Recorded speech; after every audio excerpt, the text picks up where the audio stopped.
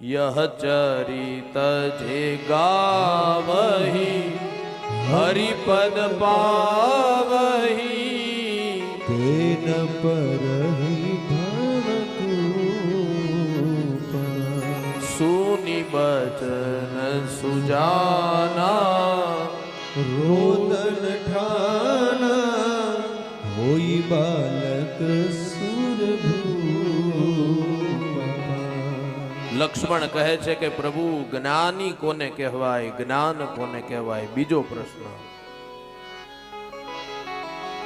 भगवान कहे छे जीव मात्र में ईश्वर ना दर्शन करे ने जगत नो ज्ञानी मानस छे। रजे रज में कणे कण में जड़ में चेतन में स्थावर में जंगम नी अंदर पशु में पक्षी में प्राणी में जे भगवान राम ना दर्शन करे, कृष्ण ना, स्वामी नारायण ना, शिव ना दर्शन करे ए जीव ज्ञानी छे।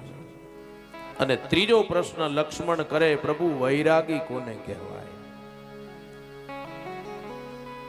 भगवान राम जवाब आपे लखन वैरागी एटले जेनामां राग उभो न थाय वैरागी।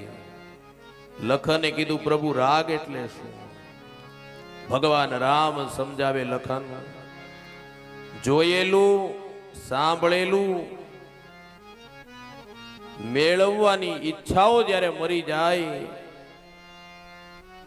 એને રાગી કહેવાય છે।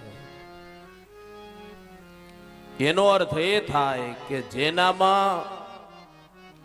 રજોગુણ અને તમો ગુણને જે જીવ મારી નાખે, રજોગુણ તમો ગુણને જે જીવ મારી નાખે અથવા એના ઉપર વિજય મેળવે એ આ જગતનો વૈરાગી પુરુષ છે, એ આ જગતનો વૈરાગી જીવ છે।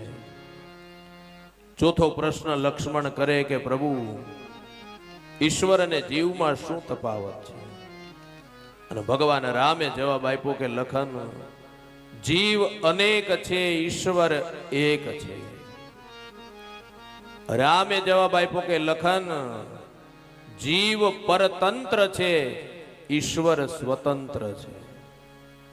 રામે કીધું કે લખન જીવ અજ્ઞાની છે અને ઈશ્વર જ્ઞાની છે।